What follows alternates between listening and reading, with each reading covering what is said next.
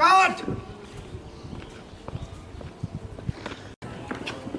Camera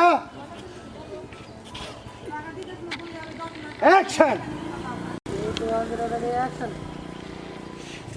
দেখো আসলে আমি তো গরিব, তোমার বাবার তুমি বোঝানোর চেষ্টা করো।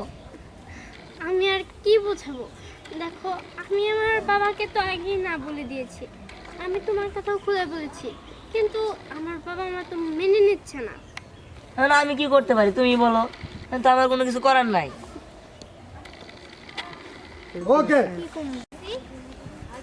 চলে যাই আমার করার কথা আছে কি? হ্যাঁ আমার কি একটা করে দেওয়া করেছে।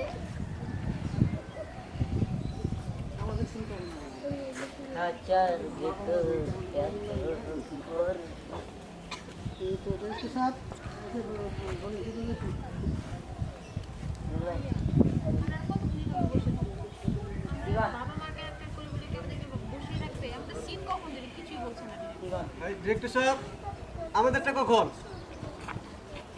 আমরা রেস্টে যাই। ওটা আবার কোন নতুন করে কোন ডিরেক্টর না আরে তো ই কোন না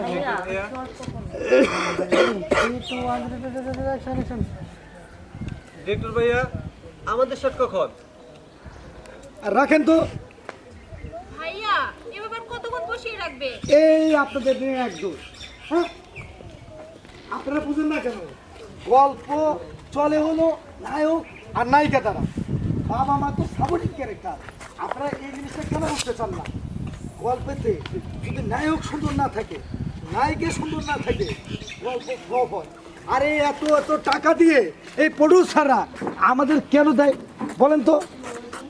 একটা গল্প জানি খুব ভালো চলে, দর্শক জানি খুশি হয়ে যায়, মারামারি থাকবে, রোমান্টিক সিন থাকবে, নায়ক নায়িকাকে জড়িয়ে ধরবে।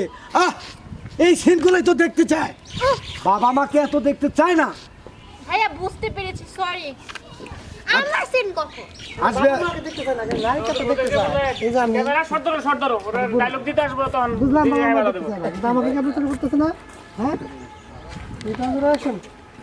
উফ, বুঝলাম বাবা মাকে দেখতে চায় না, কিন্তু আমি তো নায়িকা, আমাকে কি আমার তো ও আমার বাবা দেখতে চায় না, ওনারা বুড়া বুড়ি ঠিক আছে, কিন্তু আমি দেখতে চাই না। হ্যাঁ এই যে আমিও কতক্ষণ তো চিকেন করেছি। বুঝলাম বাবা মাকে দেখতে চায় না, ওনারা বুড়া বুড়ি, কিন্তু আমি তো নায়িকা। আপনার কি আমাকে চোখে পড়তেছে না নাকি? হ্যাঁ হ্যাঁ, আমরা অনেকক্ষণ ধরে বসে রয়েছি, আপনি আমাদের ক্যারেক্টার দিচ্ছেনই না। এই কাকে বুড়া বুড়ি বলো? হ্যাঁ দেখো না তুমি তো সব সময় ইনসাল্টের কথা বলো। হ্যাঁ আমার বয়স কিন্তু অত হয় নাই ভাই, আপনার কি মনে হচ্ছে আমার খুব বেশি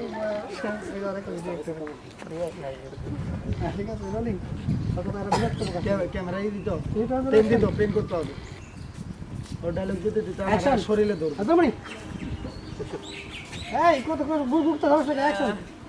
স্নেহা তুমি আমাকে সবসময় ইনসাল্ট করে কথা বলো, আমি কি এতই বুড়ো হয়ে গেছি?